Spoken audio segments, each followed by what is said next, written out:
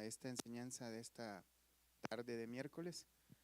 Cierren sus ojos, oremos a Dios. Buen Dios y Padre, gracias te damos, Señor, porque nos has permitido una vez más estar aquí reunidos para glorificar tu nombre, Señor, para ser instruidos en tu palabra, Señor. Ayúdanos, Señor, en este momento que tu Espíritu Santo tome tu palabra que un día fue dada a aquellos santos hombres que te sirvieron con fidelidad, Señor, en aquel tiempo, y que llevaron tu palabra fielmente, Señor, a aquellas personas a las que fue dirigida, pero que también nos quedó un registro a nosotros para instruirnos también en este tiempo, Señor.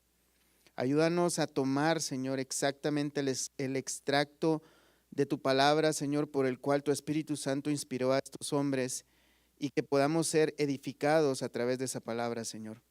No permitas que las adversidades de nuestro entorno, los problemas que pudiera traer cada quien en su mente, Señor, o las distracciones de este mundo nos puedan robar, Señor, la bendición que tú tienes preparada para nosotros a través de tu palabra.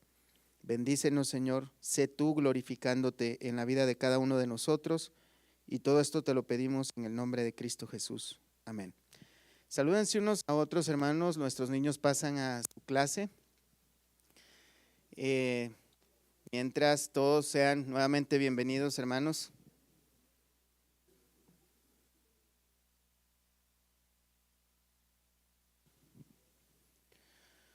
Y abran su Biblia en Primera de Juan, capítulo 4. Vamos a leer desde el verso 19 en adelante.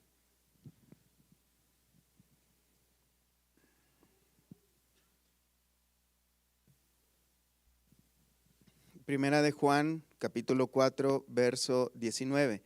Hemos estado estudiando la primera carta del apóstol Juan.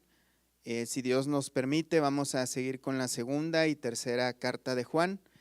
Esto, hermanos, lo estamos haciendo porque creemos que Dios nos está dirigiendo a través de su Espíritu para traer esta temática, una predicación expositiva, libro por libro, capítulo por capítulo, extrayendo diversidad de enseñanzas, hermanos, porque así como el alimento físico debe de ser variado, así también debemos de alimentarnos espiritualmente, que deba ser variado. No como temas que escojamos caprichosamente porque son interesantes o pueden ser más interesantes para algunos, porque eso sería como darle a los niños solo el alimento que ellos escogen, sino que vamos capítulo por capítulo y ahí es donde extraemos el alimento espiritual, tal como Dios lo ha dejado. Así que leamos la palabra de Dios, Primera de Juan, capítulo 4, verso 19, dice: nosotros le amamos a Él porque Él nos amó primero. Si alguno dice yo amo a Dios y aborrece a su hermano, es mentiroso, pues el que no ama a su hermano a quien ha visto, ¿cómo puede amar a Dios a quien no ha visto? Y nosotros tenemos este mandamiento de Él: el que ama a Dios, ame también a su hermano. Capítulo 5, verso 1. Todo aquel que cree que Jesús es el Cristo es nacido de Dios. Y todo aquel que ama al que engendró, ama también al que ha sido engendrado por él. En esto conocemos que amamos a los hijos de Dios, cuando amamos a Dios y guardamos sus mandamientos. Pues este es el amor a Dios, que guardemos sus mandamientos. Y sus mandamientos no son gravosos, porque todo lo que es nacido de Dios vence al mundo. Y esta es la victoria que ha vencido al mundo, nuestra fe. ¿Quién es el que vence al mundo sino el que cree que Jesús es el Hijo de Dios? Hasta ahí dejamos la lectura. En las Escrituras, hermanos, hay diversas formas de nombrar a los hijos de Dios, a los creyentes. Se les conoce como hijos del reino, hijos de luz, el pueblo de Dios, creyentes, cristianos, vencedores, valientes, de diferentes maneras, hermanos. Resulta una grande ironía, hermanos, que este tipo de nombres se les atribuyen a los hijos de Dios o al pueblo de Dios o a la iglesia de Dios por su carácter, por sus características, que muchas veces en el comportamiento de los creyentes hoy en día, con sus hechos, niegan esas características. Por ejemplo, fieles son las personas se les conoce como personas que tienen fe o que se mantienen fieles a Dios. Siervos son aquellos a los que son esclavos de Dios y obedecen a Dios, pero muchas veces nos llamamos siervos, pero somos desobedientes a Dios. Los vencedores son los que viven en victoria, porque Cristo nos ha dado la victoria. De la victoria de Cristo es donde nosotros obtenemos la victoria. Cristianos, porque somos seguidores de Cristo. Cuenta una historia que un soldado del ejército del gran general Alejandro Magno, un hombre que logró que Grecia se apoderara del mundo antiguo, de muchas naciones, llamó a uno de sus soldados porque él no se estaba comportando valientemente y estaban perdiendo terreno, y le preguntó: ¿cuál es tu nombre? Así fijo a los ojos. El hombre le respondió: me llamo Alejandro. El general le dijo muy molesto: o comienzas a pelear valientemente o cámbiate el nombre. Esta historia, hermanos, es bien interesante porque ese hombre, a pesar de que era un hombre pagano, él se sentía deshonrado de que una persona cobarde llevase su mismo nombre. Ahora, cuando les decía que resulta una gran ironía que nosotros nos llamemos cristianos o de diversas formas como nos llama la palabra de Dios, es una ironía porque nosotros deshonramos a Dios muchas veces con nuestro comportamiento. Nos decimos llamar cristianos, pero porque somos seguidores de Cristo, pero realmente muchas veces no le seguimos. Entonces, resulta una gran contradicción cuando nuestro carácter contradice el carácter de Cristo, porque, por ejemplo, la Escritura nos dice que nosotros fuimos salvados, fuimos escogidos, fuimos predestinados, como dice Romanos 8:29, para ser formados a la imagen de Cristo. El problema es, hermanos, que las iglesias están llenas de personas que se llaman cristianos, pero el carácter de Cristo no se ve por ninguna parte en ellos. Esperemos que no sea el caso en esta iglesia. ¿Por qué es esto así? ¿Por qué no honramos a Dios con nuestra vida, con nuestra personalidad, con nuestra manera de ser, con nuestro carácter? A veces puede ser, y muchas veces es por un mal entendimiento de varios conceptos que vamos a ver ahora. No solo son simples conceptos, es parte de la doctrina fundamental de la palabra de Dios, que es lo que Juan repite constantemente en su primera carta, como lo hemos estado viendo.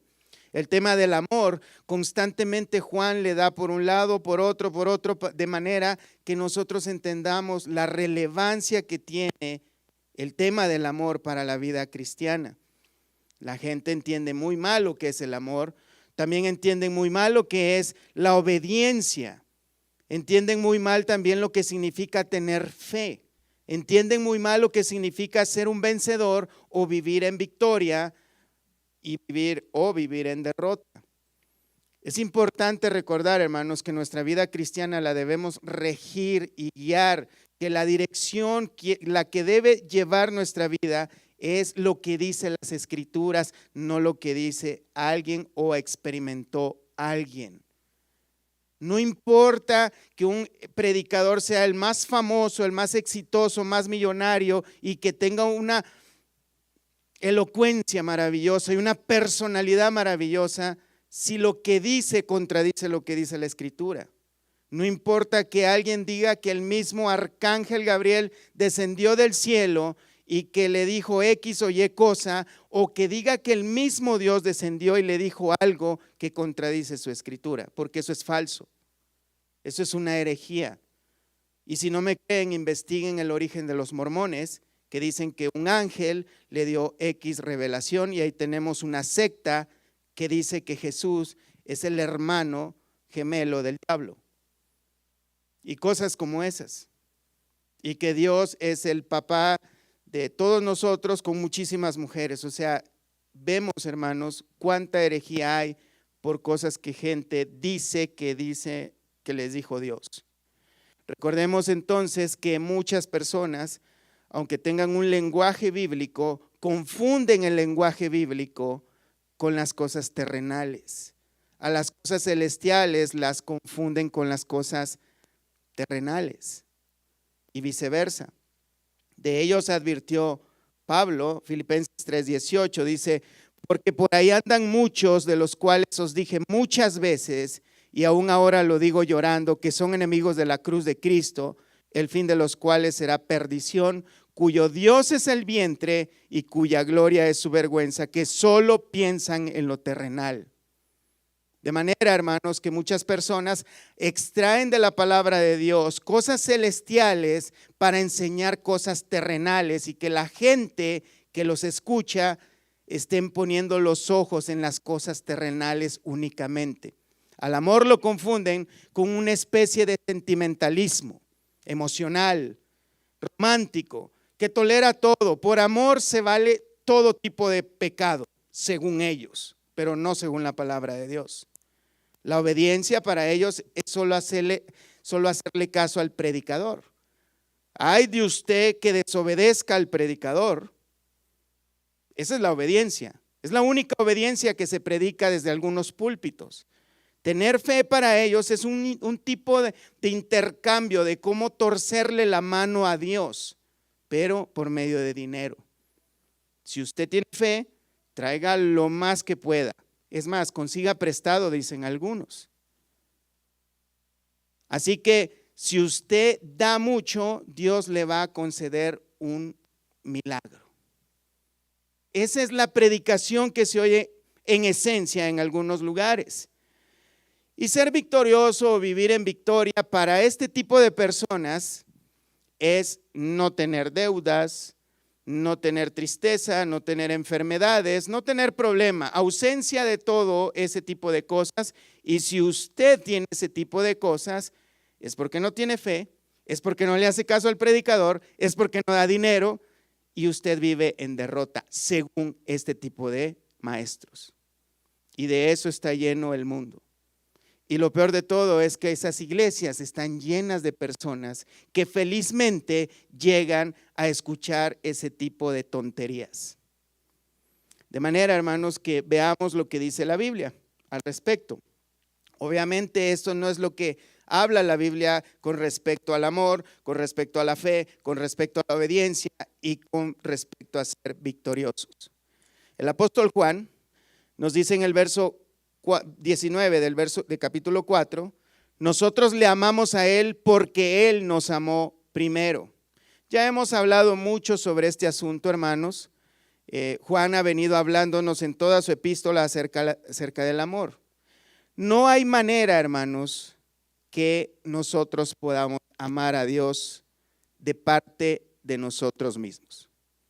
El amor no nace en nosotros, nace y proviene de Dios, porque Dios es amor.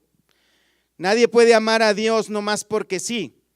El amor que nosotros podemos tener a Dios es porque Dios nos ha amado primero. Y ese amor se vio manifestado no porque Dios nos hizo un milagro, no es porque Dios contestó alguna oración, no es porque Dios ha hecho algo bonito para nosotros. Se vio manifestado, y la evidencia es que siendo nosotros enemigos de Dios, pecadores, Cristo murió por nosotros. El amor de Dios se manifiesta claramente en la cruz. Cristo, Dios hecho hombre, muriendo por pecadores que no merecen más que el infierno. Entre ellos estamos tú y yo. Ahí se ve el amor. Muchos se preguntan si Dios es amor porque hay hambre, hay enfermedades, porque la gente se muere de cáncer, porque los niños tienen hambre y un montón de cosas. Dios es amor porque Dios tuvo misericordia de gente que no merecía más que el infierno y pagó un precio muy alto, dándonos a su Hijo a pagar ese precio muy alto en una muerte que nadie se podría imaginar. Fue humillado, fue maltratado, fue golpeado, fue traicionado, fue de todo, hermanos, y lo hizo por nosotros, sin merecerlo. Sin merecer Él ese castigo y sin nosotros merecer regalo tan grande. Veamos entonces que Dios nos ha amado y su amor lo ha demostrado en esa cruz del Calvario para salvarnos a nosotros. De hecho, hermanos, la Escritura tiene varias advertencias acerca de cuando nosotros no entendemos el amor. Cuando alguien dice que nosotros, uno de nosotros podría decir, yo amo a Dios, pero mi relación con Dios es individual, y claro que sí lo es, pero yo lo voy a hacer a mi manera y a solas. Yo no necesito congregarme, yo no necesito acercarme a esos cristianos que son hipócritas, que son mentirosos, que son presumidos y todo eso. Así que yo lo hago desde mi casa. Yo le doy gracias a Dios allá y yo me encomiendo a Dios a solas y es una relación personal con Dios. Eso es imposible. Dice acá en el verso 20, si alguno dice, yo amo a Dios y aborrece a su hermano, es mentiroso. O sea, alguien que diga que ama a Dios, pero menosprecia, aborrece, odia a su hermano, es una persona que está mintiendo, no ama a Dios ni ama a su hermano. ¿Por qué? Porque el que no ama a su hermano, a quien ha visto, ¿cómo puede amar a Dios a quien no ha visto? Veamos esto. Hay varias advertencias que ya Juan nos ha dado en cuanto a las consecuencias de no amar. En el capítulo 2, verso 9 dice, el que dice que está en luz y aborrece a su hermano está todavía en tinieblas. El que dice, yo soy salvo, yo soy hijo de Dios, cuando yo me muera voy a ir al cielo, pero aborrece a su hermano, ese señor o señora va para el infierno. Todavía está en tinieblas, no está en la luz. El que ama a su hermano permanece en la luz y en él no hay tropiezo, pero el que aborrece a su hermano está en tinieblas y anda en tinieblas y no sabe dónde va porque las tinieblas le han cegado los ojos.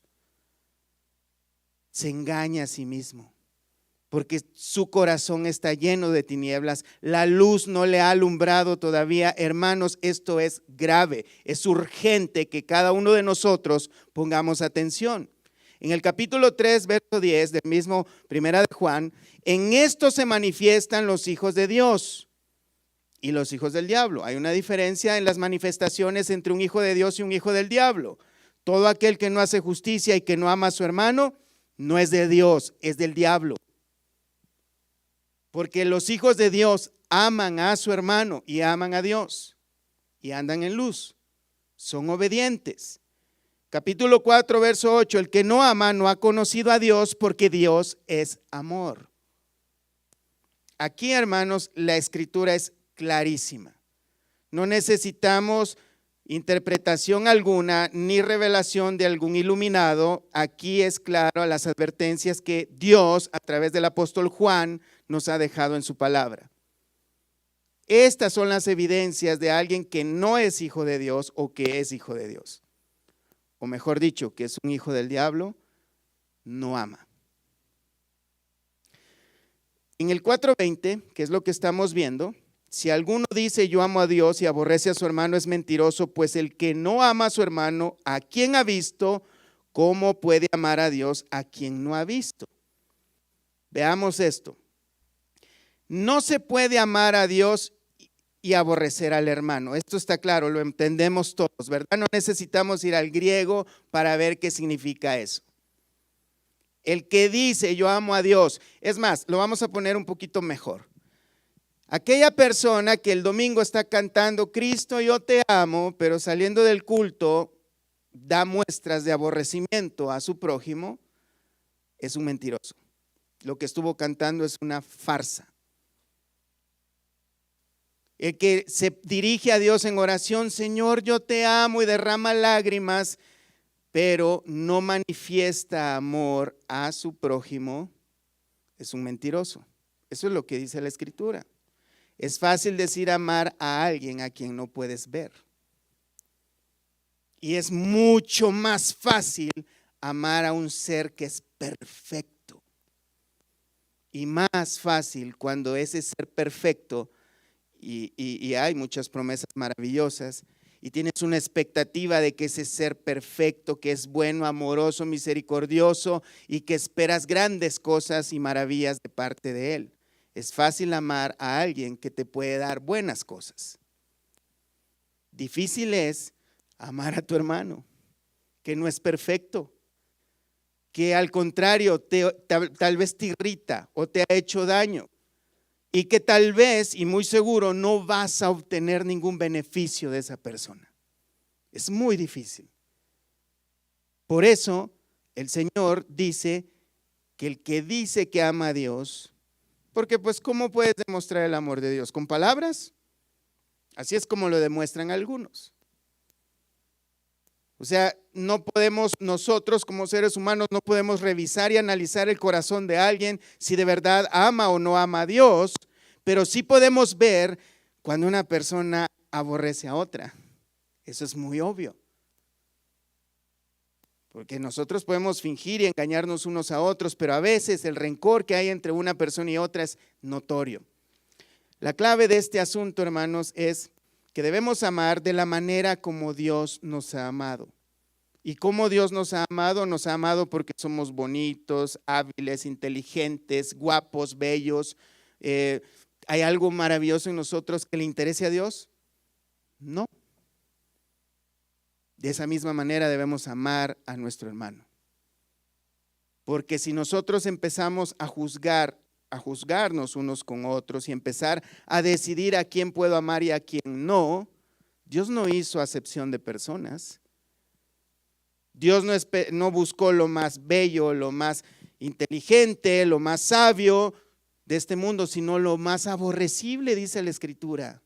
Lo débil, lo menospreciado, y escogió Dios para hacer de lo que no es lo que es, a fin de que nadie se jacte en su presencia. O sea, nadie que sea un hijo de Dios real y verdadero puede decir: oh, a mí Dios me escogió porque, híjole, yo sí me esfuerzo, o yo soy muy hábil para leer la Biblia, o yo soy muy bueno para cantar, o soy muy bueno para servir en X área, o lo que sea. Nadie va a estar ante la presencia de Dios por sus propios méritos, sino por el mérito de Cristo. Así que nadie puede presumir que Dios se fijó en él porque había algo importante en él. Ahora hay algo importante en nosotros y es Cristo morando en nosotros. Pero antes no había nada. Así que, hermanos, esta es la clave del asunto. Debemos amarnos como Él nos ha amado, que no hay nada atractivo en nosotros que a Dios le interese. Lo ha hecho porque Él es amor y es misericordioso. Él es bueno. Y de esa misma manera debemos amarnos unos a otros sin juzgar apariencias, habilidades, ni nada de eso que nos puede interesar. Amén. Siendo enemigos de Dios, fuimos reconciliados por la muerte de su Hijo. Éramos enemigos y ahora Él nos ama. Somos sus hijos. Por eso dice en el 4:11, amados, si Dios nos ha amado así, debemos también nosotros amarnos unos a otros. Es un deber amarnos unos a otros. Como podemos ver, el amor de Dios no es un sentimentalismo como enseñan algunos. No es algo que tolera el mal y el pecado y que en el nombre del amor aceptemos cualquier perversidad dentro de la iglesia. Claro que no. Debemos corregir con amor, claro que sí. Pero la idea es amarnos, pero tampoco tolerar el pecado. Debemos corregir con amor. No tiene nada de romántico, no tiene nada de emocional. Sí que emociona saber que nos ha amado Dios, pero no es un amor emocional, sino algo que tiene evidencia. Y la evidencia principal de parte de Dios hacia nosotros es esa cruz, la muerte de Cristo, su sangre derramada, esos golpes que Él recibió por nosotros. El amor verdadero tiene ese tipo de evidencias. Es práctico, se ve manifestado en actitudes compasivas, paciencia hacia los demás, amabilidad, bondad, comprensión y muchas otras buenas obras de las cuales la misma Escritura nos habla. El amor es un conjunto de acciones, no de sentimientos, que podría incluir algunos sentimientos, pero se ve manifestado con buenas acciones, buenas obras. Pero no solamente es eso, es un mandamiento de parte de Dios. Hermanos, es una orden de parte de Dios. Y nosotros tenemos este mandamiento de Él, verso 21. El que ama a Dios, ame también a su hermano. Es una orden de parte de Dios, no una sugerencia, no es un buen consejo, no es a ver si te nace, no, es una orden que Dios da. El que ama a Dios, que ame también a su hermano. Es una orden del Señor de señores, del Rey de reyes. Amarnos unos a otros no es una opción, sino que es una orden de parte de Dios. Si alguien dice que ama a Dios y aborrece a su hermano, así de fácil, hermanos, no es un hijo de Dios y está mintiendo. Si alguien aborrece a su hermano, es desobediente a este mandato de parte de Dios, y lo más seguro es que no es un hijo de Dios.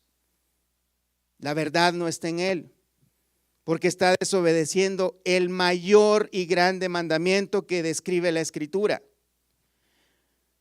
Veamos este principio que nos enseña Juan. Muchos pueden poner de excusa que son hijos de Dios porque hicieron una oración. Alguien podría decir, hermano, no, usted está equivocado. Mire, yo en el año tal, en el fecha tal, hubo una predicación que me hablaron re bonito y yo lloré y oraron por mí y levanté las manos y es más, hasta me caí al suelo desmayado y temblaba en el suelo. Y el predicador me dijo que yo ya soy hijo de Dios.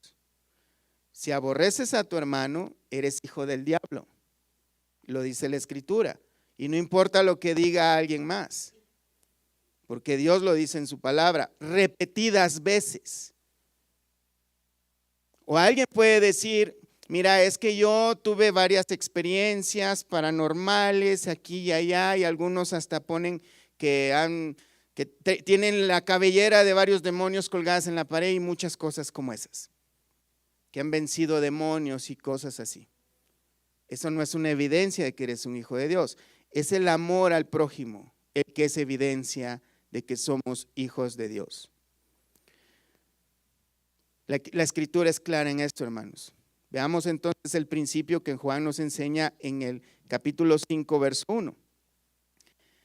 Y volvamos unos pasos atrás, debido a que las personas parece que están confundiendo el hecho de nacer de nuevo, de ser cristiano, de tener fe, de ser obedientes, de ser victoriosos en Cristo, de tener amor.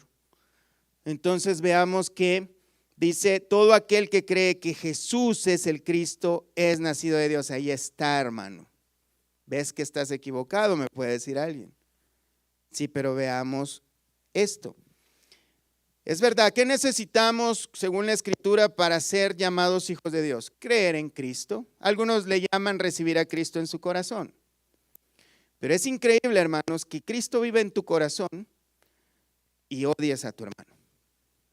Porque acá lo dice, que el que ama a Dios, dice que ama a Dios, pero aborrece a su hermano, es mentiroso. La verdad no está en él. O sea, no ha nacido de nuevo. O sea, no es hijo de Dios. O sea que si se muere, se verá al infierno. ¿Está claro? Entonces, todo aquel que cree que Jesús es el Cristo, Jesús es el Mesías prometido desde Génesis por toda la Escritura, y que los judíos todavía siguen esperándolo, es nacido de Dios. O sea, ha nacido de nuevo. O sea, es hijo de Dios. Está muy claro. Tener fe, hermanos, en que Jesús es el Hijo de Dios, el Mesías prometido. Ese es el primer paso para venir a ser hijo de Dios. Juan nos dice que todo el que en él cree no se va a perder entonces, porque ha nacido ya de Dios. Y esto habla de un nuevo nacimiento, esto habla de una nueva naturaleza, esto habla de que hay un corazón nuevo.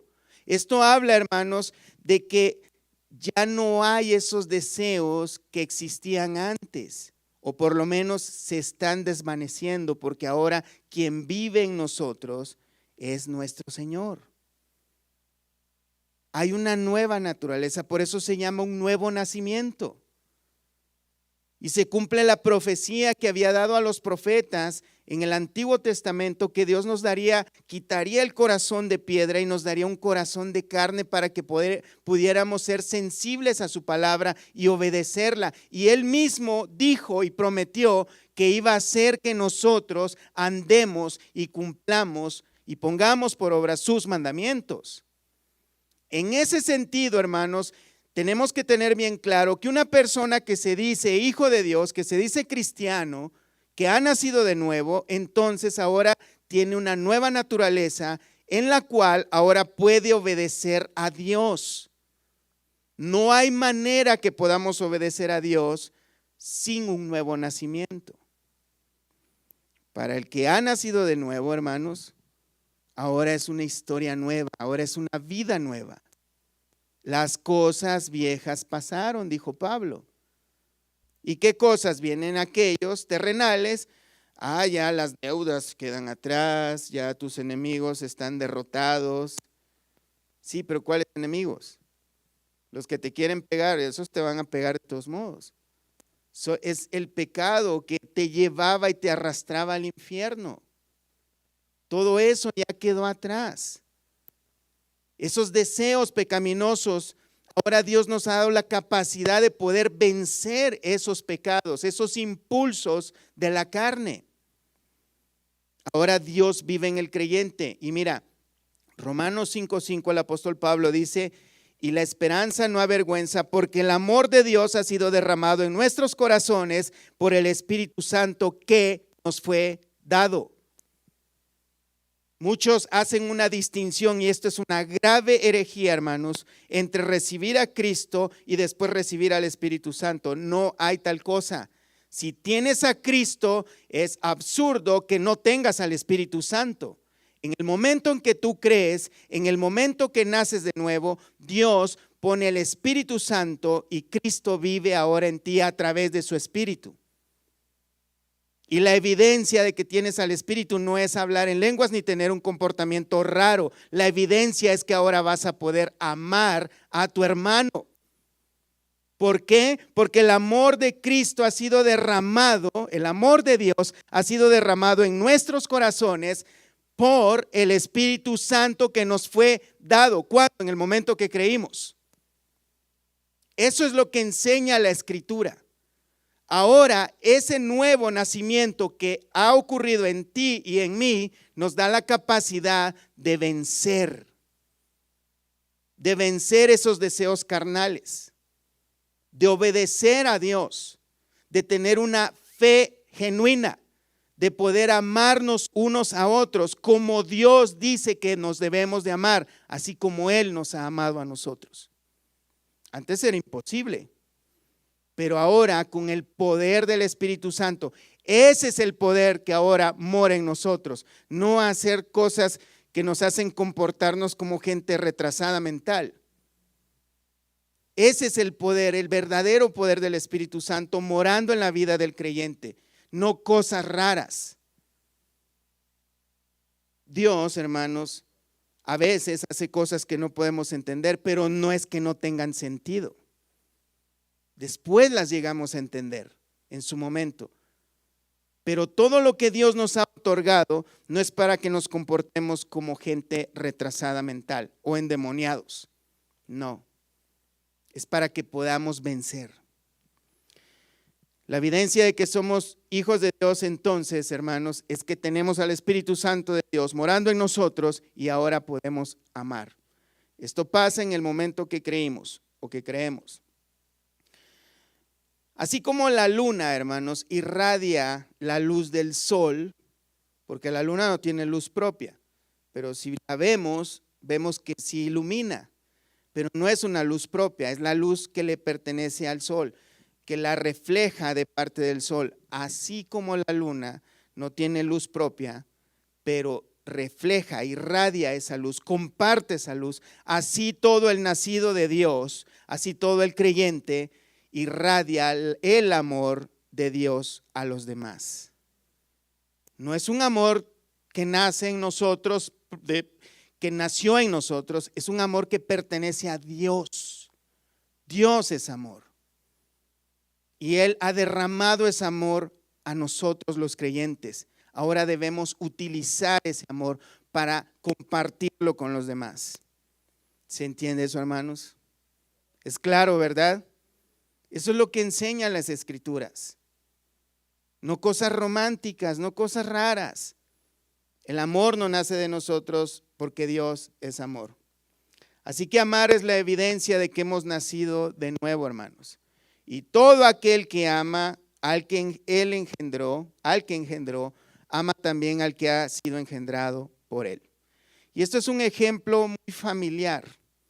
El apóstol Juan toma una especie de metáfora, como dando a entender que si un padre engendra a un hijo, obviamente el padre ama a su hijo naturalmente, a excepción de algunos casos raros, y el hijo también ama a su padre, pero también ese hijo va a amar a los otros hijos que engendre su padre. De manera, hermano, que tú y yo estamos por naturaleza, porque hoy hay una nueva naturaleza en nosotros, debemos amar a nuestros hermanos, porque han sido engendrados por aquel a quien engendró Dios. Amén.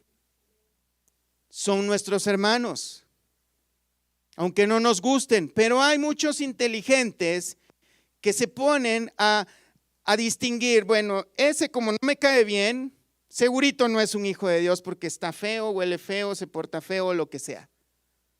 Es que Dios nos ha mandado a hacer distinciones entre quién es y quién no es hijo de Dios.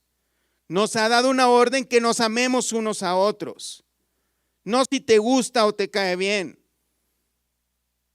Aún dice el Señor Jesucristo que amemos a nuestros enemigos, que no procuremos vengarnos, que dejemos la venganza en manos de Él, que nos consideremos como inferiores a los demás. Hay tantas instrucciones, hermanos, que haríamos muy bien de repasarlas una y otra vez y cada vez, cada día, tomar aunque sea una y tratar de practicarla. Porque eso sí realmente importa. ¿Qué importa el anticristo? ¿Qué importa las calles de oro si al final de cuentas tal vez no estemos ahí porque no amamos como Dios nos ha amado a nosotros? Hay cosas mucho más relevantes, hermanos, y que tienen que ver con nuestro día a día. En eso se manifiestan los hijos de Dios, en que nos amamos unos a otros. Y todo aquel que ama al que engendró, ama también al que ha sido engendrado por Él.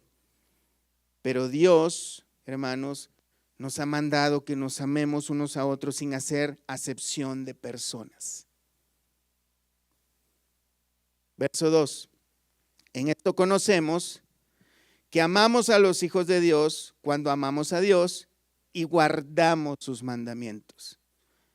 Como podemos ver, Juan golpea una vez el clavo, una y otra vez, para dejar bien, bien clavadito lo que quiere expresar. La obediencia, hermanos, que es otra de las cosas que muchos han interpretado mal, va de la mano con el amor. No podemos obedecer si no amamos y no podemos amar si no obedecemos. ¿De qué sirve, hermanos, hacer grandes oraciones si somos desobedientes? ¿De qué sirve hacer grandes ayunos o ayuno 41 días, dijo un señor medio despistado, que ayunó 41 días, 41 noches, si no amas? De hecho, el apóstol Pablo, en el capítulo 13 de Primera de Corintios, que muchos también han interpretado mal eso, dice: si yo hablase lenguas angélicas o humanas y no tengo amor, de nada me sirve. Y no está diciendo yo hablo en lenguas angélicas, está diciendo si yo hablase, si quemase mi cuerpo y lo pusiera en servidumbre, si repartiera todas mis cosas y no tengo amor, hermanos, podemos hacer el mayor sacrificio posible, pero si lo hacemos por una motivación equivocada, no nos sirve de nada. Si no amamos, aunque estemos obedeciendo otras cosas o creamos que estamos obedeciendo algunas cosas, porque déjame te digo, entre los errores de la obediencia, algunos maestros de la Biblia, falsos maestros por cierto, se ocupan más en la vestimenta. Ya están golpeando a las pobres señoras que no usen maquillaje, que no usen aretes, que no usen pantalones porque son del diablo. No, son de la señora que se los puso. No es del diablo, el diablo no los compró. Pero se ocupan de cosas que no sirven para nada y que no tienen provecho. Y cualquier tontería que se hablan desde los púlpitos y olvidan lo más importante, que es la justicia, la obediencia, el amor, la fe verdadera, la misericordia, la piedad. Hay personas que están más ocupados peleando con demonios. Dios no nos ha mandado a pelear con demonios o a estar aprendiendo de los demonios. Nosotros necesitamos aprender de Cristo, hermanos, no de demonios. De nada sirven ese tipo de cosas, hermanos, si estamos desobedeciendo el principal mandamiento, el amor al prójimo, que va de la mano con amar a Dios con todas nuestras fuerzas, con todo nuestro ser, con todo nuestro corazón, va de la mano. Y no podemos decir, voy a separar y me voy a ocupar de lo más importante, que es amar a Dios, y todos esos hermanitos yo no los pienso amar porque no se lo merecen, ni tú te lo mereces tampoco, y así Cristo murió por ti. Así que no podemos pensar de esa manera. Amar es obedecer. Romanos 13:8, no debáis a nadie nada, sino el amaros unos a otros, porque el que ama al prójimo ha cumplido la ley. Porque mira, no adulterarás, no matarás, no hurtarás, no dirás falso testimonio, no codiciarás, y cualquier otro mandamiento en esta sentencia se resume: amarás a tu prójimo como a ti mismo. El amor no hace mal al prójimo, así que el cumplimiento de la ley es el amor. Si tú decides no amar a alguien, por lo que quieras, como quieras llamarle, estás desobedeciendo la ley de Dios. Y la desobediencia, hermanos, pues es una evidencia muy posible de que no eres un hijo de Dios. Pues este es el amor a Dios, verso 3 de capítulo 5, que guardemos sus mandamientos. No podemos decir que amamos a Dios si somos desobedientes a su palabra. El Señor Jesús dijo en Juan 14:15, si me amáis, ¿qué dice? Peleate con los demonios. ¿Dice así? Guarda mis mandamientos. Pero ¿cómo puedo obedecer un mandamiento que me resulta imposible? ¿Cómo puedo obedecer algo así? Es imposible amar, no nace de mí, no tienes razón. Pero recuerda que el Señor Jesús también dijo, lo que para ustedes o para el hombre es imposible, para Dios nada es imposible. Porque dice, sus mandamientos no son gravosos, o sea que no son pesados. ¿Cómo que no son pesados? Si amar no es cualquier cosa, bueno, pareciera una contradicción. Pero mira, si Dios te manda a hacer algo, no es para burlarse de nosotros. No es para reírse y vernos y que nos quiera ver fracasar. Deuteronomio 30:10 dice algo bien interesante. Cuando obedecieres a la voz de Jehová tu Dios para guardar sus mandamientos y sus estatutos escritos en este libro de la ley, cuando te convirtieres a Jehová tu Dios con todo tu corazón y con toda tu alma, porque este mandamiento que yo te ordeno hoy no es demasiado difícil para ti, ni está lejos. ¿Cómo dice?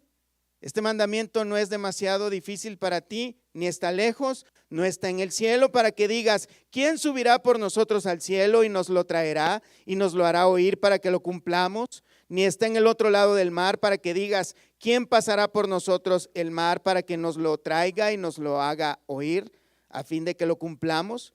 Porque muy cerca de ti está la palabra en tu boca y en tu corazón para que la cumplas.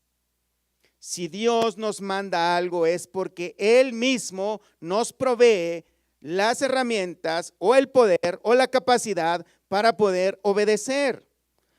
Recordemos, hermanos, este principio que nos ha enseñado Juan a lo largo de la epístola. Hemos nacido de Dios. Hemos nacido de nuevo. Dios nos ha dado su espíritu para que nos capacite. Y de eso se trata el vivir en victoria. Esa victoria que vence al mundo.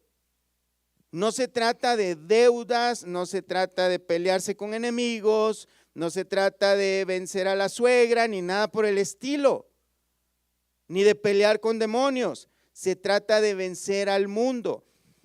Mira, verso 4, porque todo lo que es nacido de Dios vence al mundo, y esta es la victoria que ha vencido al mundo, y esa es nuestra fe. Que no es nuestra la fe, sino que también la fe nos la ha dado Dios. Pero esa fe verdadera, cuando hay una fe verdadera, entonces ahora podemos vencer al mundo porque Cristo nos ha dado la victoria. Solo el que ha nacido de nuevo, el que es salvo de verdad, salvo, puede vencer al mundo. Pero ¿de qué se trata vencer al mundo? O la norma del mundo, el sistema del mundo, ese sistema que nos hace pecar, hermanos, que nos hace desear cosas que no debemos desear, tener emociones que son contrarias a la obediencia a la palabra de Dios, contrarias a la fe verdadera, contrarias al amor de Dios. Primera de Juan 2:15, el mismo autor nos dice, no amen al mundo, ni las cosas que están en el mundo. Si alguno ama al mundo, el amor del Padre, ¿qué dice? No está en él. Porque todo lo que hay en el mundo, los deseos de la carne, los deseos de los ojos y la vanagloria de la vida, no provienen del Padre, sino del mundo. Y el mundo pasa y sus deseos, pero el que hace la voluntad de Dios permanece para siempre. Aquí veamos algo bien interesante. Primero, que si alguien ama al mundo, el amor del Padre no está en él. Porque todo lo que hay en el mundo, fíjate bien en esto, los deseos de la carne, esos deseos de la carne que los promueve el mundo, por medio de la televisión, las redes sociales, la avaricia, la idolatría, la envidia. Hay tanta gente deprimida por las cosas que ven en las redes sociales, porque no pueden tener la vida que algunos presumen tanto en las redes sociales, porque no pueden tener aquellas cosas materiales que otros presumen que sin esfuerzo alguno, según ellos, lo han obtenido. Y ahí tenemos un montón de cristianos deprimidos, arrastrados, derrotados según ellos, porque no pueden tener aquellas cosas que ven que otros disfrutan. Pero tenemos a Jesús, hermanos, el Hijo de Dios, Dios encarnado, que no tenía ni dónde recostar su cabeza, que no andaba en los mejores restaurantes, no tenía los mejores carros, no vivió en palacios. Si no sabes qué es lo que tuvo, sí lo saben, ¿verdad? Tuvo traiciones. La gente lo adulaba nada más para obtener beneficios personales de él. Lo seguían, pero cuando les predicaba la verdad, lo abandonaban, porque todos lo buscaban porque querían milagros. El mismo Herodes, cuando se lo llevaron a su presencia, ¿qué dijo? Estaba feliz porque quería ver que hiciera algún milagro. Así hay muchos cristianos hoy en día en las iglesias, buscando a Jesús nada más porque andan persiguiendo milagros, pero no buscan a Jesús de verdad. No lo buscan porque Él es Dios. No están agradecidos por la salvación. Están en búsqueda de un beneficio terrenal únicamente. Ni siquiera piensan en el futuro celestial, en el eterno. No les importa, solo piensan en el hoy, en las comodidades de este mundo. ¿Y quiénes son los que vencen? Son los que creen en Jesús, pero los que creen de verdad en ese Jesús que murió por ellos, que murió por todos nosotros, no para darnos riquezas, comodidades, salud, felicidad, sino para darnos vida eterna y perdón de nuestros pecados. Pero ese mensaje no le gusta a la gente.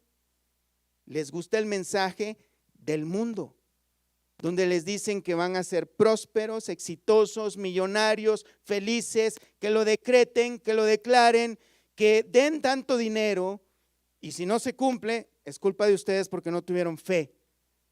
Pero esa fe es falsa, es una fe herética. Tenemos que confiar en Cristo Jesús, que Él ha cargado nuestras culpas en esa cruz. Y que ahora podemos llamarnos hijos de Dios, y que ahora, por causa de Él mismo y de su voluntad, ahora podemos también amarnos unos a otros. Y ahora también podemos vencer los deseos de este mundo, los deseos de la carne, los deseos de los ojos y los deseos de la vanagloria de esta vida. No debemos amoldarnos a este mundo. Debemos amoldarnos a lo que dice la palabra de Dios, que es bastante diferente a los deseos que hay en el mundo. La avaricia, las envidias, las idolatrías, los pleitos, los descontentos, las quejas, las murmuraciones, no las sacamos de la Biblia, hermanos. Las sacamos del ambiente, de la influencia que hay en el mundo. Y debemos contrarrestarlos, hermanos, con lo que dice la palabra de Dios. Veamos Gálatas capítulo 5. Gálatas capítulo 5, verso 16. Digo pues, andad en el Espíritu y no satisfagáis los deseos de la carne.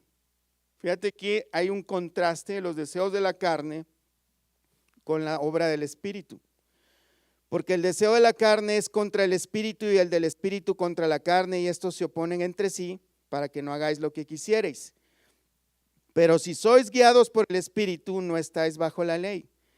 Y manifiestas son las obras de la carne, que son adulterio, fornicación, inmundicia, lascivia, idolatrías, hechicerías, enemistades, pleitos, celos, iras, contiendas, disensiones, herejías, envidias, homicidios, borracheras, orgías y cosas semejantes a estas, acerca de las cuales os amonesto, como ya lo os he dicho antes, que los que practican tales cosas, ¿qué dice, hermanos?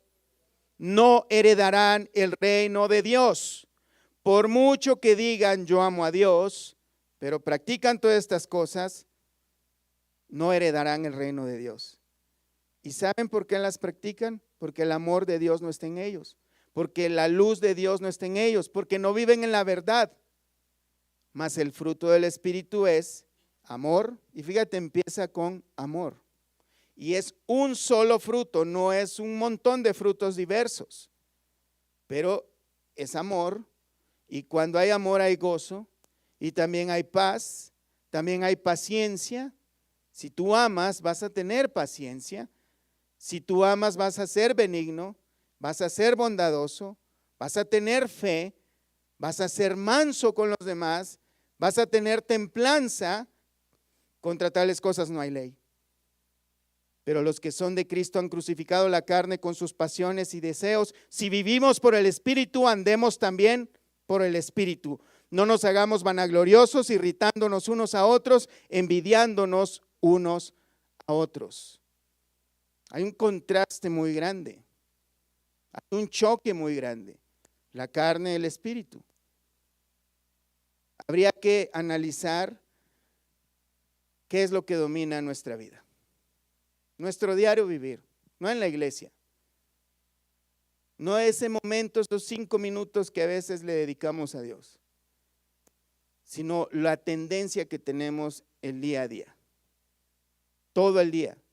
Primera de Pedro 2:11 también dice: amados, yo os ruego como extranjeros y peregrinos que os abstengáis de los deseos carnales que batallan contra el alma, manteniendo buena vuestra manera de vivir entre los gentiles, para que en lo que murmuran de vosotros como malhechores, glorifiquen a Dios en el día de la visitación al considerar vuestras buenas obras. Por causa del Señor, someteos a toda institución humana, ya sea al rey como a los superiores, ya a los gobernadores como por él enviados para castigo de los malhechores y alabanza de los que hacen bien, porque esta es la voluntad de Dios, que haciendo bien hagáis callar la ignorancia de los hombres insensatos, como libres, pero no como los que tienen la libertad como pretexto para hacer lo malo, sino como siervos de Dios. Honrad a todos, amad a los hermanos, temed a Dios, honrad al rey. Este tipo de cosas son las que tenemos que poner en práctica, poner atención a ellos. Entonces, ¿quién es el que vence al mundo sino el que cree que Jesús es el Hijo de Dios? ¿Por qué? Nosotros tenemos la victoria si de verdad creemos que Jesús es el Mesías, si de verdad, como consecuencia de creer que Él es el Hijo de Dios, que Él es el Mesías prometido, hemos nacido de nuevo. Y como consecuencia de haber nacido de nuevo, hermanos, también tenemos el amor de Dios derramado en nuestros corazones por medio del Espíritu Santo que Él nos ha dado. Por causa de eso ahora podemos decir libremente entonces que tenemos fe, que no es una fe que nació de nosotros por esforzarnos tanto o por alguna cosa que hubiésemos hecho, sino que es un don, un regalo de parte de Dios. Y si hacemos estas cosas, entonces si tenemos fe, entonces ahora podemos decir también libremente que somos obedientes a Dios porque Él nos ha dado la capacidad a través del Espíritu Santo, porque ahora hemos nacido de nuevo, porque su amor ha sido derramado en nuestros corazones para poder ser capacitados, para poder amar también y obedecer aquellas obras que dice Efesios 2:10, que Dios preparó de antemano para que vivamos y andemos en ellas. Amén. Pónganse de pie, hermanos, vamos a orar. Oremos al Señor. Buen Dios y Padre, gracias te damos por tu palabra, Señor. Nosotros entendemos, Señor, que tu palabra a veces es dulce a nuestro paladar, pero amarga a nuestro vientre, Señor. Porque es agradable escuchar tu palabra, tu verdad, Señor, esas maravillosas promesas. Pero cuando vemos que tu palabra es como un espejo que refleja lo lejos que estamos, Señor, de ser agradables a ti, Señor, nos amarga el corazón, Señor, nos amarga nuestra alma, nos aflige. Pero nos has dado también tu palabra para consolarnos en esos momentos, Señor, y el hecho de que nos preocupemos también es una buena señal de que somos hijos de Dios, porque reconocemos que todavía somos pecadores y que necesitamos un Salvador, y no hay mejor Salvador que Cristo. Y ahora podemos aferrarnos entendiendo esto y viendo nuestra necesidad, Señor. Vemos con urgencia que necesitamos ese Salvador y que tu gracia está disponible para nosotros, Señor. Gracias, Señor, por tu gracia. Gracias, Señor, porque nosotros entendemos que no hay nada que podamos hacer nosotros para salvarnos a nosotros mismos, sino solamente mantenernos creyendo que Jesús es el Hijo de Dios y que Él ha pagado por todas nuestras culpas. Esa es la buena noticia que debemos proclamar aún a nosotros mismos, hablar a nuestros corazones y decirnos que no merecemos tu gracia, Señor, pero que tú has sido bueno, tú eres bueno y tú nos has amado y nos has dado la vida eterna, Señor, a través del sacrificio de tu amado Hijo Jesús. Ayúdanos a serte fiel en lo más posible que podamos, Señor, a esforzarnos agonizantemente, Señor, a vivir nuestros días que nos quedan en esta vida terrenal, Señor, esforzándonos a agradarte, Señor, como tú lo mereces, Padre. Entendiendo que ese esfuerzo no proviene de una motivación para conservar la salvación, porque eso es imposible, sino porque tú nos has salvado y nos has dado una nueva vida, un nuevo corazón, y nos has dado nuevos deseos a nosotros, Señor, a los cuales queremos ser obedientes sin falla, Señor. Bendícenos, Señor, dándonos entendimiento de todas estas verdades, pero que no se quede nada más en un conocimiento mental e intelectual, sino que también, Señor, podamos practicar cada una de estas cosas y que esto también provoque un deseo más grande, Señor, de quererte conocer más y más de ti, Señor. Nos encomendamos a ti en el nombre de Cristo Jesús. Amén. Dios me los bendiga, hermanos.